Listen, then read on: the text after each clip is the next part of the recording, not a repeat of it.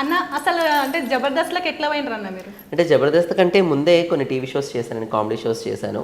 అంటే 'జబర్దస్త్' కంటే ముందుగా వేరే కొన్ని కామెడీ షోస్‌లో కూడా లేడీ గెటప్ వేయడం జరిగింది.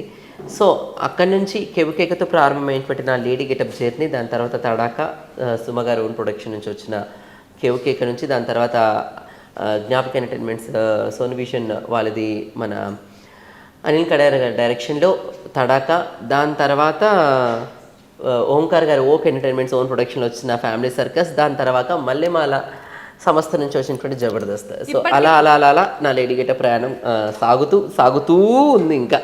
అన్న మరి లేడీ గెటప్ వేసినప్పుడు ఇంట్లో అమ్మ నాన్న ఏమన్నారన్న? సో మామూలుగా లేడీ గెటప్ ఒక అబ్బాయి అమ్మాయిగా వేషం వేసి తిరుగుతున్నాడంటే చాలా వరకు అబ్జెక్షన్స్ ఉండనే ఉంటాయి.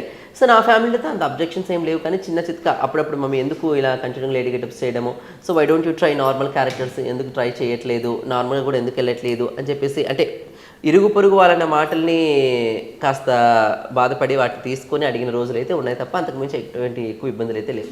కానీ ఇప్పుడు నీకు వచ్చిన పేరు చూసి మస్తు సంతోషపడతారులే. ఎస్, అంటే మామూలుగా కళాకారుడికి వచ్చిన గొప్ప దేవుడిచ్చిన వరం ఏంటంటే, సో ఇప్పుడు ఎంత పెద్ద పొజిషన్లో ఉన్నా అతను చేసే ఉద్యోగాన్ని బట్టి అతను గుర్తిస్తారు, లేదంటే ఆ మనిషి ఓహో పలానా చోట పలానా ఉద్యోగం చేస్తున్నాడంటే గుర్తిస్తారు తప్ప కళాకారునికి ఒకరు చెప్పని అవసరం లేదు.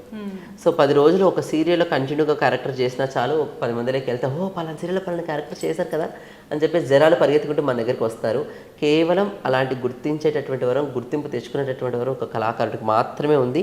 సో అలా కళాకారుల కుటుంబంలో పుట్టిన నాకు కళామతల్లి ఆశీర్వాదం ఉన్నందుకు ఇంకా నేను ఇప్పుడు కూడా దేవునికి రుణపడి ఉంటాను, అమ్మవారి తల్లికి రుణపడి ఉంటాను.